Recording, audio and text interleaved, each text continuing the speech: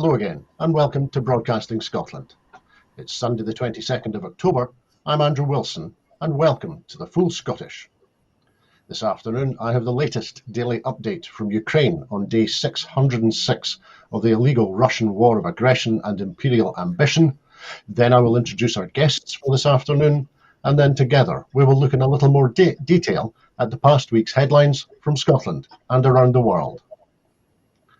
At least 6 people have died in a Russian missile strike on a postal centre in Kharkiv region, Oleh Syniehubov, the local governor, has said. 14 more were injured, of which 7 were said to be fighting for their lives. President Volodymyr Zelensky shared a video last night showing what appeared to be a heavily damaged warehouse surrounded by rubble and a container with the logo of the Ukrainian postal operator Nova Poshta. He said it was a civilian facility and urged Ukraine's allies to unite in the fight against terror. Ukraine's President Volodymyr Zelensky talked to his Turkish counterpart Recep Tayyip Erdogan yesterday. Zelensky said in a call in which the two leaders discussed Ukraine's peace formula, food security and the situation in the Middle East. Turkey will take part in peace talks next week to discuss ways to end the Ukraine conflict, Zelensky said. Turkey has offered itself as a mediator between the two warring parties, helping to broker a deal in July last year that allowed safe grain exports via the Black Sea.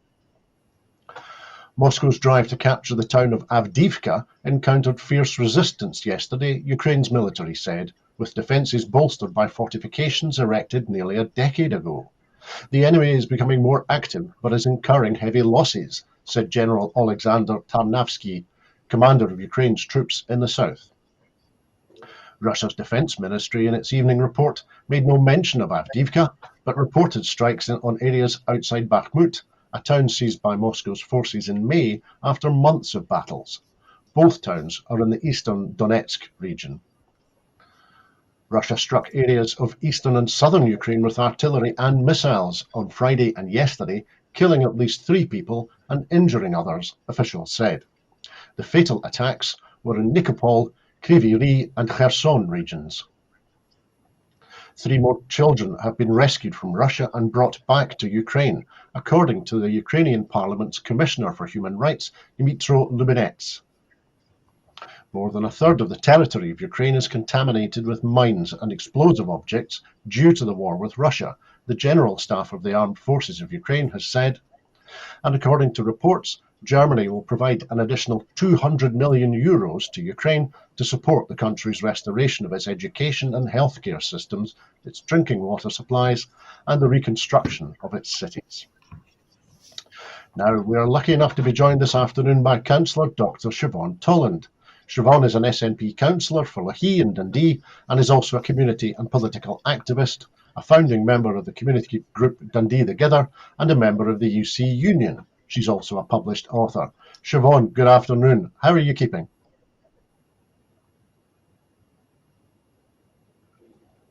Siobhan, can you hear me? Oh, sorry, I was on mute. Yeah, thank you. Not too bad, thanks. Well, thank you for joining us on Broadcasting Scotland today. And we're also joined by Hugh Marshall. Hugh is the founder of the National Wales and Talking Wales, which is a national news service for Wales. He's also an expert in digital strategy, content creation and marketing support. He's a regular contributor to Broadcasting Scotland, providing the perspective from Cymru. Hugh, good afternoon. How are you keeping?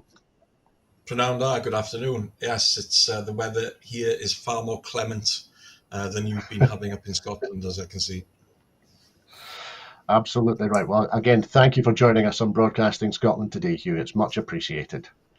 Now, we'll start this afternoon with a video of the First Minister, Humza Yousaf, speaking about the situation in Gaza when he was speaking to the SNP's annual conference last weekend.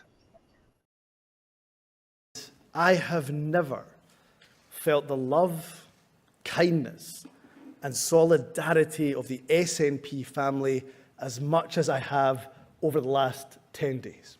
So on my behalf, on behalf of Nadia, on behalf of my girls, perhaps most importantly, on behalf of our family that is in Gaza, from the bottom of our hearts, we say thank you to each and every single one of you. What we are witnessing in the Middle East is truly heartbreaking. Imagine waking up on a Saturday morning during one of your holy festivals, as families right across Israel did last week, to find that your loved ones had been murdered or kidnapped by Hamas terrorists. It is beyond words, and to, of course, be condemned in the strongest possible manner. Or imagine living in the Gaza Strip under constant bombardment right now. No food, no water, no power. Friends, tragically, we don't have to imagine. This is the reality for Israeli and Palestinian families alike. Too many innocent men, women, and children are suffering. The hostages must be released, and a humanitarian corridor must be opened. Vital supplies let in, and Gazans who want to leave must be allowed to leave. The blockade of Gaza must end. We are absolutely clear. The life of a Palestinian is equal to the life of an Israeli. It is right for the world to condemn the actions of Hamas unequivocally. But any form of collective punishment, as we're seeing in Gaza, can never be justified. 2.2 million innocent people cannot pay the price for the actions of Hamas. And here at home, to Scotland's Jewish, Muslim, and Palestinian communities, you are communities that I love. And I want you to know, as First Minister, as a fellow human being, I share the pain and I share the sorrow that you're feeling. I've attended your synagogues, your churches, your mosques, your communities I've grown up with, I've danced with, I've laughed with. And in this last week, that I have shed many a tear with. Each and every person in Scotland, from all of the vibrant communities of our nation, must feel safe here. And as long as I'm First Minister, let me be abundantly clear. There is no room for anti-Semitism, Islamophobia, or hatred of any kind here in Scotland. That's the First Minister speaking at the SNP annual conference last weekend. Now, Israel pounded Gaza with airstrikes early today and said it would intensify attacks on the enclave's north as Prime Minister Benjamin Netanyahu convened his cabinet late last night, reportedly to discuss the unexpected ground invasion of the Gaza Strip. Palestinian media reported at least 11 people killed in an Israeli strike in the southern Gaza city of Khan Yunis, and that Israel was striking the southern city of Rafah. The strikes came hours after Israeli military spokesperson Rear Admiral Daniel Hagari called on Gaza's residents to move south for your own safety. He said the Israel Defense Forces would step up airstrikes from last night in preparation for the next stage of their war. We will deepen our attacks to minimize the dangers to our forces in the next stages of the war. We are going to increase the attacks from today, Hagari said. Gaza's health ministry said yesterday that Israel's retaliatory attacks had killed at least 4,385 Palestinians, including hundreds of children, with more than 1 million of the territory's 2.3 million people displaced. That comes after an attack in southern Israel by Hamas militants that killed 1,400 people, mainly civilians, in a shock rampage that has traumatized Israel. Meanwhile, former Israeli military, political and intelligence officials have expressed doubts over the leadership of the Prime Minister as debate rages inside the country about the response to the Hamas attacks on the 7th of October. Former Prime Minister Ehud Barak, one of Israel's most decorated soldiers and who participated in several hostage rescue operations, described the attack as a major failure. It's the most severe blow Israel has suffered since its establishment to date. I don't believe the people trust Netanyahu to lead when he is under the burden of such a devastating event that just happened under his term, he told the Observer newspaper. A former chief of staff in the Israeli Defense Force said that Netanyahu should resign now, while a former intelligence official described the government as dysfunctional. Now, Siobhan, I would like first to talk about the two-state solution, and if you'll indulge me, we'll do a very brief potted history. The first proposal for the creation of a Jewish and Arab states is in the British Mandate of Palestine, was in the Peel Commission report in 1937. The plan allotted the poorest lands of Palestine, including the Negev and areas known today as the West Bank and Gaza, to the Arabs, while most of the coastline and some of Palestine's most fertile agricultural land in the Galilee were allotted to Israel. Consequently, the recommended partition proposal was rejected by the Arab community and was accepted by most of the Jewish leadership. Partition was again proposed in the 1947 UN partition plan. That proposed a three-way division with Jerusalem held separately under international control. And then after the 1967 Arab-Israeli War, the United Nations Security Council unanimously passed Resolution 242, calling for Israeli withdrawal from the territories occupied during the war in exchange for acknowledgement of sovereignty, territorial integrity, and political independence of every state in the area. The Palestine Liberation Organization, the PLO, which had been formed in 1964, strongly criticized the resolution, saying it reduced the question of Palestine to a refugee problem. And it's probably worth noting that the 2017 Hamas Charter presents the Palestinian state as being based on the borders from 1967. So my apologies for a quick canter through late 20th century history in the Middle East. Siobhan, with that background, is a two-state solution still possible, nearly 90 years after it was first proposed?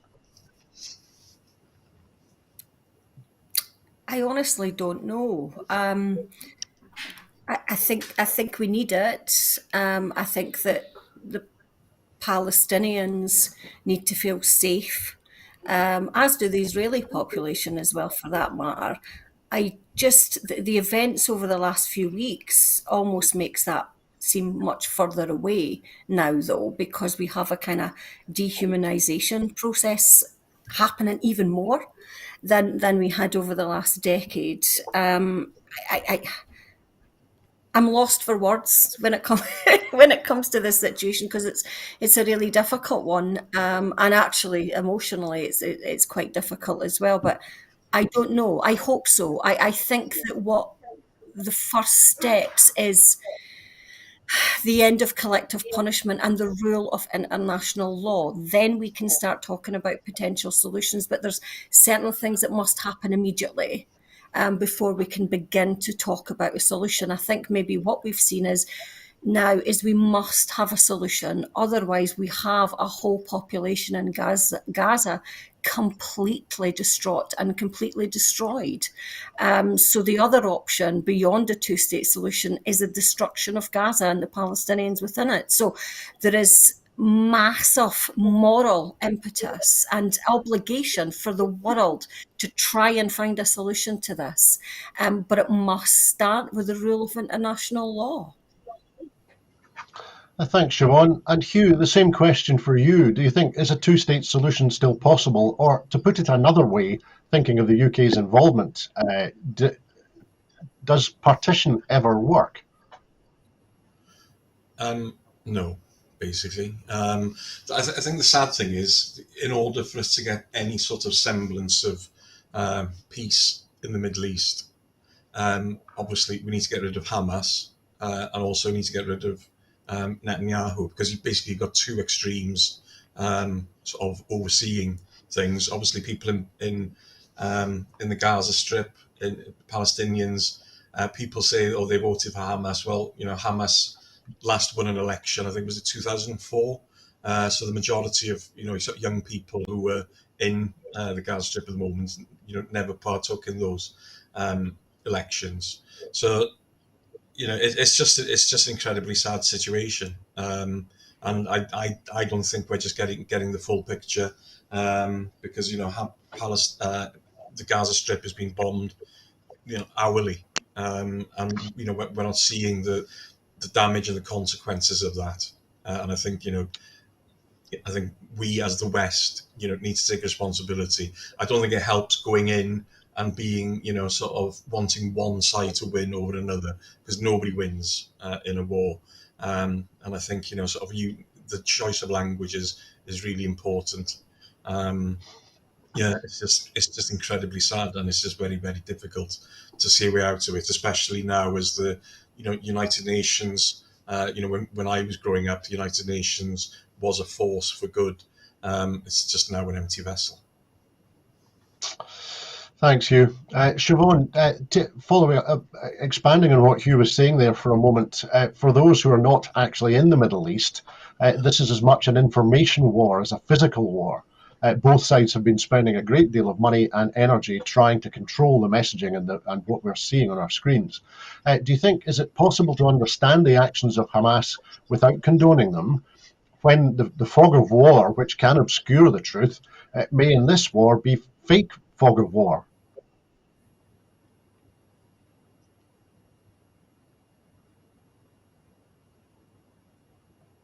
Siobhan, you're on mute, I think. Oh, apologies. Truth's the first casualty when war stalks the land, and I think that this is not just happening in Israel and in Gaza. It happens across the board. When we have war, we always have that kind of crush and force of information that's completely structured according to the ideology of who's winning that war. We see that across the board. I think we don't see enough of what's happening in Palestine. I think one of the things that's happened, one of the things I've been pondering on within Scotland over the last few weeks, is the fact that the First Minister's wife, rather, family is in Gaza, and there's a sense of we're talking about what's happening in Gaza more than we have ever before, as a kind of ordinary, everyday conversation, not just because of the severity of it, because we have someone who feels close to us, trapped in these terrible situations. I think that to move down I remember when I was at school, we had this debate, and it was like, one man's terrorist is another man's freedom fighter, but it's never quite as simple as that. Situations are very, very complex. We can't condone the actions of Hamas, but we can try to understand what Gaza has experienced at the hands of being imprisoned through the last decade or so. So in order to try and find a solution, we actually have to find and understand the kind of experiences of both sides, actually. But I think what happens within the West is we often get a very distorted view, a blockage, if you like, in terms of what actually happens in Palestine. There is an element of the West tends to get stuck behind Israel has the right to defend themselves, and no one's denying that. It's just that when it doesn't become defence and becomes attack, that's where it becomes deeply problematic, and we see the impact of that now. For the US to block a humanitarian corridor, for instance, that we should be up in arms about that. We should be up in arms about that. This is a humanitarian corridor. This is not to do with politics. This is pure humanity. And it was blocked by the US, and there's something deeply disturbing there. But that's because we have a skewed understanding, I think, in the West of what exactly is happening across there. It's humanity. We need to rehumanize people on both sides. Thanks, Siobhan. Now, Hugh, in 2015, Humza Yousaf told us he was in politics to give a voice to the voiceless. And in office as First Minister for a few months, I think he's doing just that. His humane, dignified and empathetic stance on the Israel-Gaza situation has given people across Scotland and Britain a civilised alternative to the warmongering positions taken by Sunak and Sir Keir Starmer. Yousaf was calling for a ceasefire and a humanitarian corridor when LBC's Nick Ferrari asked Starmer if a siege was appropriate if it cut off power and water, and the Labour leader answered, "I think Israel does have that right." Starmer, whatever he says now, has put himself on the wrong side of history, while Yousaf's call for the medical evacuation of Palestinians in Gaza hospitals and his offer of hospital treatment and refugee housing in Scotland was timely and right. So, Hugh, why do some world leaders seem to value the human rights of one group of people above the human rights of another group of people? It's impossible to answer. I think the issue we have is politicians, almost everything they do they do it for the sake of their political careers and their chances at the next election. So I think Starmer wants to try and portray himself as sort of a muscular statesman-like figure. I think I was listening to LBC when he made those comments in the interview with Nick Ferrari, and incredibly, Starmer's released a new video now saying that wasn't what he said. Even though we've all got ears, we could all hear what he was saying. But like I say, it is sad that people, especially in the United Kingdom, Sunak and Starmer, there is this feeling that the UK is some sort of global player and has to be important on the global stage. And I don't know, it's bewildering. Is it ego? Is it sort of political brinksmanship? Who knows? But like I say, I think Hamza has put himself over very well under very, very difficult circumstances. And like I say, he has been a voice of reason. Thanks, Hugh. Now, we'll move on to our next item now, because the clean-up is starting in the aftermath of Storm Babette. However, as floodwaters remain high, the risk to life is still present, as people in Brecon and around the north and east of Scotland come to terms with the loss and damage. The Met Office has lifted the red weather warning that was in place in parts of Scotland, but warned that conditions remain treacherous. Four people are now thought to have died in the storm, including a man in his 60s who was caught in floodwater in the town of Cleobury Mortimer in Shropshire. A 56-year-old man died after a tree hit his van on the B9127 at Whig Street near Forfar, and a 67-year-old woman was killed after being swept into the water of Lee near Edzell. This morning there are reports that a woman in her 80s has died in Chesterfield. Investigations are continuing into the cause, but it was believed to be related to the flooding seen in Chesterfield, according to the local police. The Environment Agency has more than 280 flood warnings and 3 severe flood warnings now in place across England. The most severe of these is in Derbyshire. When I checked this morning, SEPA had 6 flood alerts and 6 flood warnings still in place in Scotland, all in the north and east of the country. SEPA has warned that yesterday's rain will prolong flooding impacts and cause additional disruption. And National Resources Wales also said a severe flood warning was in place for the village of Landrinio.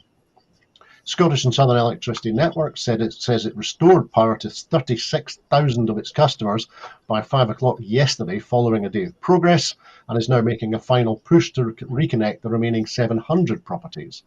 And Coast Guard helicopters airlifted 45 workers off a North Sea drilling platform after it lost anchors during a storm. Stena Drilling said 4 of the 8 anchors detached themselves from the Stena Spey due to the severe weather. All 89 personnel are accounted for on the rig, which is moored about 150 miles east of Aberdeen. Now, Siobhan, you're the closest of the 3 of us to the area which was subject to 2 red warnings during the storm. What have you been hearing over the weekend? I mean, it has been absolutely terrifying, to be perfectly honest. I mean, where I am, we were kind of slightly cushioned, but parts of Moneyfeith were evacuated because the Dichty had kind of overflown. Brecon, I've got an uncle that stays up in Brecon. My dad lives in the middle of nowhere, not that far from Kirriemuir and stuff like that. So we had to do these emergency discussions. Make sure that your phone's charged. Make sure this. Give me a phone if your electricity goes off. All those kind of things. So there was that kind of, we all had to start thinking in emergency terms.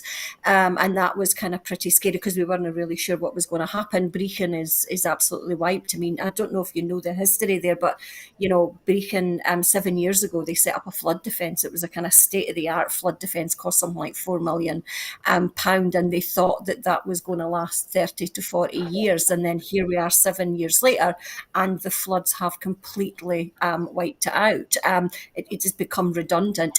even within just that 7-year period. So it tells us actually quite a lot about what's happening in terms of global warming, and then the increase in storms and the severity of the flooding that we're now going to, unfortunately, I think, have to experience. So that's quite a shock. There's, small areas. The old place where I used to live, the kind of, the main road was quite flooded, so it was just like little pockets. There was lots of discussions going on about, is this route safe, is that route safe.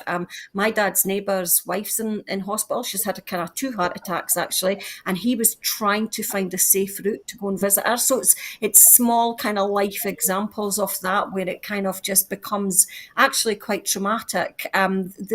My heart goes out to the people that have kind of lost their houses, and the fear that they must have experienced. I was staying at my mum and dad's years ago, and we were this close to being flooded. The water was right up at the doorstep, and it's a kind of extremely kind of scary experience, because you don't know what's going to happen as well.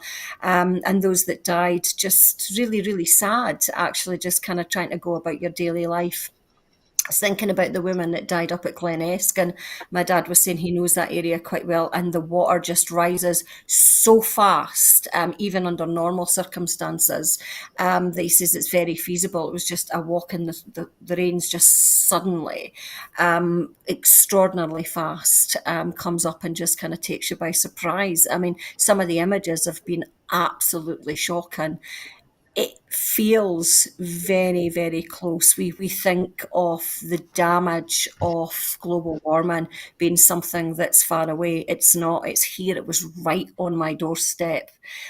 So we have to kind of really take cognizance of that now, and really begin to think about how we can manage this as going forward. My dad was saying to me yesterday, "Oh God, it's one of these once in a lifetime," and I was saying to him, "Well, it's once in our lifetime, but for my son, that's unfortunately not going to be the case." That's some great perspective, Siobhan. Thank you. And Hugh, I wanted to talk to you about something that Siobhan was mentioning there. The flood defences in Brecon were built to cope with a 1 in 200 year flood, and they were breached on Friday night. Do you think, do we need to go back to the drawing board in terms of flood defences in light of the climate crisis and the impact it's having? Yeah, clearly, because like I say, it's happening now, on an annual basis. Going back a couple of years, I don't remember, sort of every autumn remembering the names of storms. And now, we do, we're becoming familiar with them. The fact that, there's been loss of life this time, and unfortunately the red warning, proved to be, exactly that, threat to life. But yeah, it's an incredibly challenging situation, and again, has the money been spent over the last few years to ensure that situations have been improved?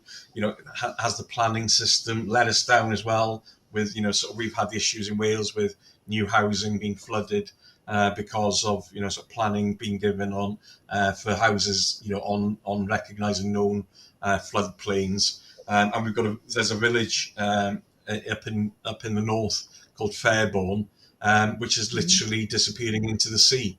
It's going to be one of the first, real cases of climate change, in the UK, happening here. And those people, they're just waiting for their houses to disappear into the sea. So, it's a case of too little, too late. We've got a government at the moment who are, just inactive. They're just sort of playing out time until the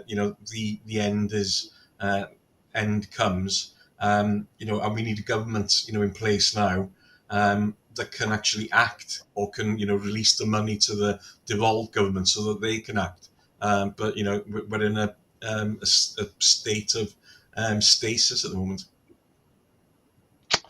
Thanks, Hugh, and certainly our thoughts are with all of the folks who have had to leave their homes and who are now unlikely to be able to return to their homes before Christmas. That's if they want to return to them at all. But we'll move on now, because as Sir Keir Starmer embarked on a triumphant victory dash, first to Bedfordshire and then to Tamworth in Staffordshire on Friday morning, Tory MPs sitting at home digesting the bombshell by-election news have hit rock bottom. Having pulled off two sensational wins overnight in previously safe Tory-held seats, the Labour leader was rubbing salt into their wounds. He was obviously ecstatic, though straining to strike the right balance between expressions of elation and the necessary caution. "You smashed it," he told party workers in Tamworth, whilst his aides frantically briefed that while the results were fantastic, there was still more work to be done. Conservatives, by contrast, felt only despair. Whereas the Tories had conquered the red wall in 2019, Labour was taking previously impregnable blue seats almost every time they fell vacant. One Tory MP with a majority over Labour of almost 20,000 in his partly rural, partly urban seat in southeast England said that virtually every Conservative-held area, however secure at elections past, was now up for grabs. "You can't put any other gloss on it other than it was bloody awful," he said. Less than a month ago, the Tory party conference in Manchester had been billed as the occasion for a Sunak reset, before the run into a general election sometime next year. "Stand up and fight! Stand up and fight!" Penny Mordaunt had shouted at a two-thirds full conference hall over and over again in a closing appeal to their rank and file, but to no avail. The Tory fight has gone. At least that is what most MPs at Westminster now draw from Friday morning's results in Mid-Bedfordshire and Tamworth. Both, of course, which were triggered by unseemly controversies involving former Tory MPs Nadine Dorris and Chris Pincher. So, Siobhan, the Tory vote seems to have collapsed in both Tamworth and Mid-Bedfordshire, but does that result represent a swing to Labour or a swing to just staying at home and not voting? And where do you think those voters might go at the next general election? That's the thing, isn't it? That Labour should perhaps show a little bit of humility here, because it's not a swing to Labour. It's not a positive swing to what Labour can offer. It's a "we hate the Tories," and so we've got to the Labour Party really have to kind of look at that quite carefully there. Don't get me wrong, I'm glad to see the collapse of the Tories. I think they absolutely deserve to be absolutely hammered at every single election that we have, and I hope they do get hammered at the general election, because they deserve it for absolutely hammering and destroying our economy, amongst other things, Brexit and the absolute kamikaze budget that we had under Liz Truss. So they deserve to be beat. The issue we have here in Scotland, of course, is how we navigate that as an independence party. It's great to see the Tories getting defeated, but what we need to be very clear about is that the Labour Party are not a genuine alternative to Tories. And this is where the Labour Party always get themselves in a bit of a twist, is that they think that they are winning because their policies are going more to the right. Well, they're not. They're just winning because the Tories are so bad and so hated at the moment, or disliked. Maybe hate's too strong a word. But so they have that, but they interpret that as we need to turn more to the right. They're doing very similar strategies, very similar policies as the Tory party. It's become a kind of Tory-light party, but they seem to think that that's the way they can win elections. Here in Scotland, of course, we know that that's not how Scotland thinks. Scotland thinks democratically. We need more social democracy, and maybe that's where we kind of take that in. The issue here in Scotland, of course, is that Scotland's getting caught up in that Labour swing. And that's understandable to a certain degree, because, if people want the Tories out, then that looks like it's going to be the way to do it. But it does pose an issue for the SNP. It makes our need to force the issue of independence and promise the issue of independence, promise the advance towards independence, I think, much more important, because it's the only genuine alternative. Thanks, Siobhan.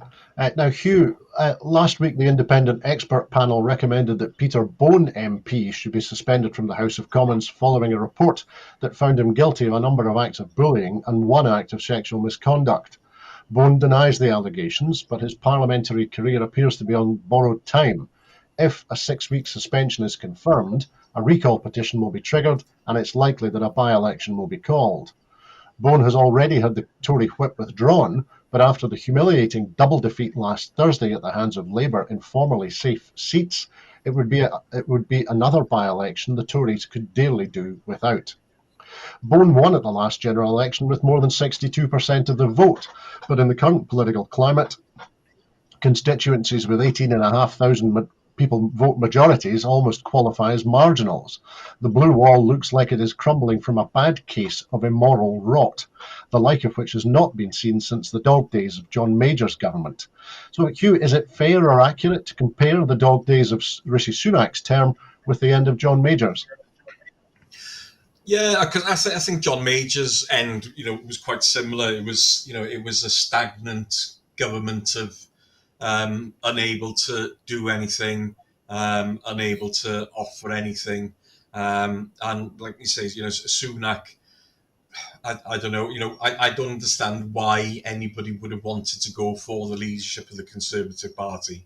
In all seriousness, and I think you got people like Priti Patel who purposefully kept out of the competition because I can see somebody like her wanting to come in, being the leader in opposition and trying to lead them back into power. The damage that Johnson has done, and then Truss, because basically they've just sort of broken the party, and as you just mentioned, it's this lurch to the right. Because it's interesting, we've been seeing it in Wales. We've got the leader of the Conservatives in Wales, Andrew R.T. Davies, whose social media output is all about small boats and slippery Starmer. It's all negative. It's all saying that that they would ban the 20 miles an hour zones that have been brought in Wales and have proven to be quite unpopular, with some people, saying that they would spend that on the NHS, oblivious to the fact that the Conservatives are in government, at UK level and in control of far more things and making an absolute mess of things. But interestingly, the most recent opinion polling in Wales showed that the Conservatives, obviously not making any headway, but the parties that are Reform, and there's a party who actually want to abolish the Senedd. They call themselves Abolish the Welsh Assembly, and between them, those two parties were polling 11%. So I think there's an element of negativity towards politics and towards all the major parties, sort of Labour, Conservatives, and Plaid. Plaid Cymru aren't moving anywhere fast in the opinion polls. So despite support for independence sort of increasing, it's something that people support, but at the end of the day, what people want to see is differences now to their living standards. They want to see improvements in the health service and in education. So and I think we're seeing the same thing in Scotland. Whilst people support independence, the priority is to get things in the here and now sorted, and it's a difficult situation. Thanks, Hugh. And Siobhan, I was going to ask you: do you think looking at the direction of travel in UK politics generally, will sticking with Tory policies and spending plans be enough for Labour to win in their own right at the next UK general election, especially in English constituencies, or will the rise of Reform UK on the right, to the right of the Tories, will that win over more right-wing voters? Haha, that's an interesting one, isn't it? First thing I would say is never underestimate the Tories, because they could come back at any time. And I think that for me, the talk that a Labour Party government is inevitable is I wouldn't be too sure.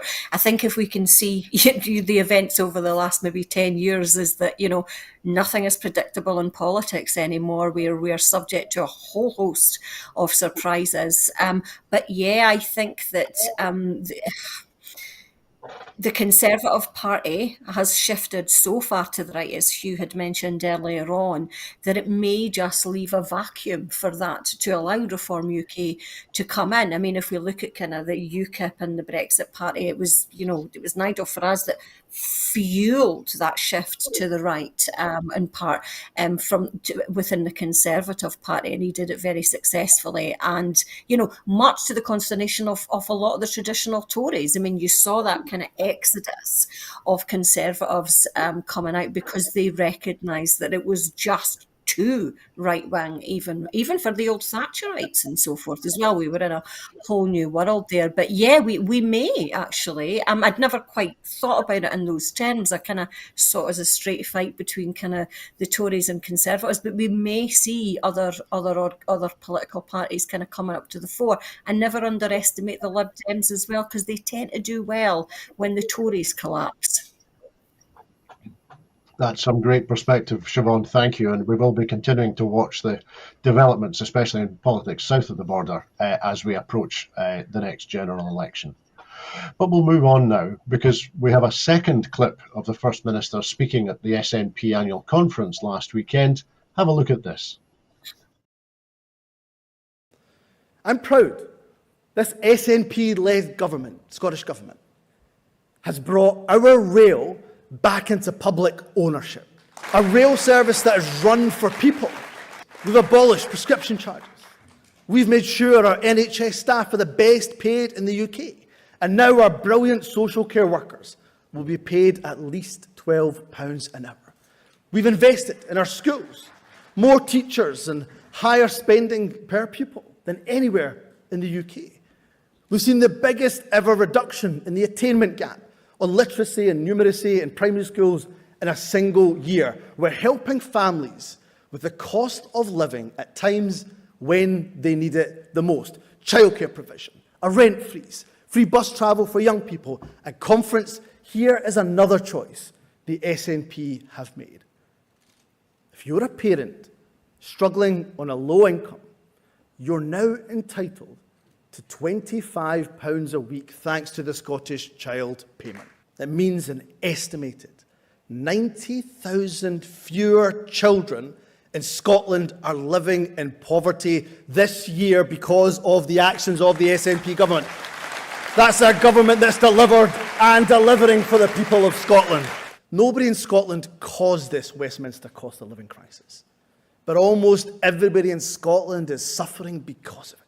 We're committed to fundamentally reforming local taxation. We'll re-energise our work to do just that. Next year, your council tax will be frozen. And that's why I'm announcing today that in each of the next 3 years, we will provide an extra £100 million to cut waiting lists in our NHS. Conference, we are of course here meeting in Aberdeen, Europe's energy capital. A city that successive Westminster governments, be they Labour or Tory, have used as a cash cow. Our workers here in the North East are absolutely vital to Scotland's economy, and they will be for many years to come. But we also need to look to the future.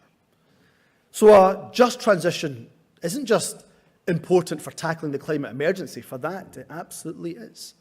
It's also a huge economic opportunity. So I can therefore announce today that over the next 5 years, the Scottish Government will invest up to £500 million to anchor a new offshore wind supply chain right here in Scotland. But often, women feel they can't leave their abusive partner because they don't know how they'll feed themselves or their children. They don't know how they'll be able to put a roof over their heads. That's why today I can announce that we will pilot a new £500,000 fund to support women in this, the most distressing of circumstances. I do want to send a clear signal today about my ambition for culture in Scotland. I can announce today that over the next 5 years, we will more than double our investment in Scotland's arts and culture. This means that by the end of the 5 years, our investment will be £100 million higher than it is today. The conference, the choices we make, they're driven by our principles, our convictions, our values, makes me resolve to work even harder for independence, so that Scotland's policies are decided here in Scotland, and our immigration policies can never, ever be decided by extremist Westminster politicians. That leaves Labour. And when it comes to values, I've got absolutely no idea what Keir Starmer stands for. Now, Labour and Sir Keir Starmer say they plan to apply Tory policies, like the rape clause, in their words, more fairly. The only fair thing to do with the rape clause is to abolish it. Around half of our fellow Scots already support independence. And I have no doubt that we can turn that half into a sustained majority. And we will do so when we concentrate not on the how, but on the why. European countries that are like Scotland are fairer and wealthier than the UK. Ireland, Norway, Denmark, Austria, Finland, and other comparable nations have higher national income per head than the UK. They have higher productivity, lower inequality, lower poverty. So with all of our talent, with our world-class food and drink, world-class universities, world-class sectors like life sciences, video games, financial services, with an abundance of renewable energy, and confidence, most importantly, with a hard-working, gallus, talented people as our greatest asset, I ask the question, why not Scotland? At the next election, page 1, line 1 of our manifesto will say, vote SNP for Scotland to become an independent country. And brick by brick, institution by institution, we are laying the foundations for what will be our newly independent state. We are truly living in the early days of a better nation. Together, united, let's get out there and make it happen. Thank you, conference.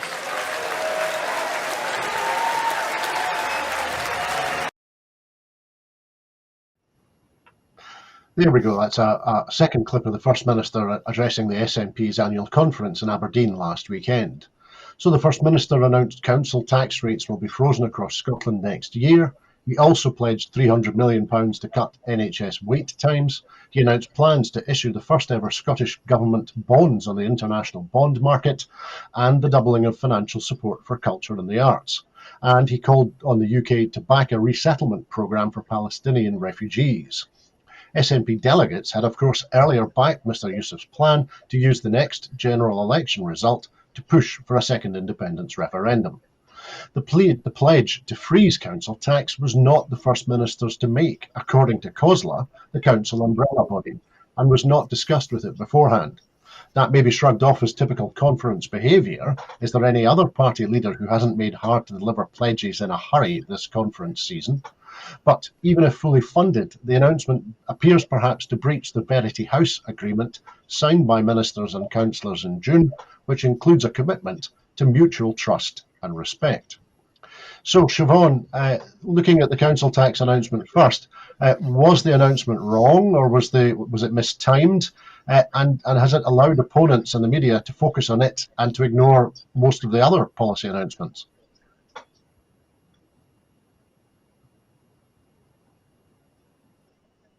Siobhan, you're on mute. Apologies.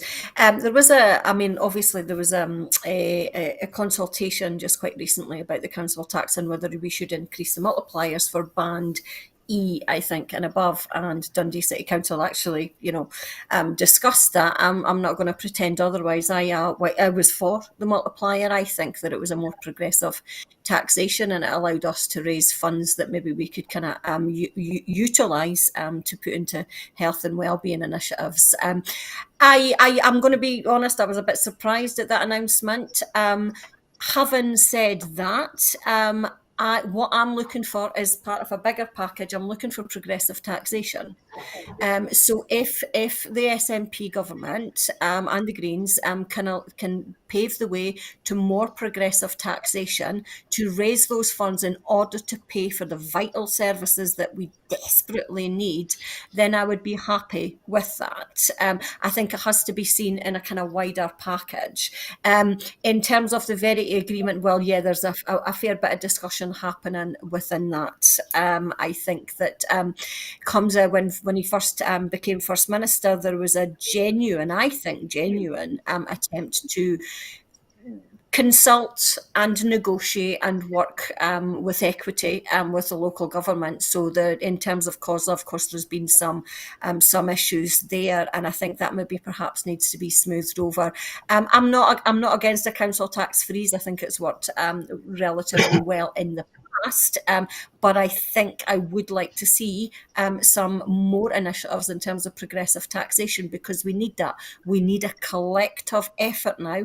We need to take collective responsibility as a society in order to cure the ills of the society we've got. We've got life expectancy decreasing. We've got the increase in health expectancy between the rich and poor ever increasing. The gap is widening.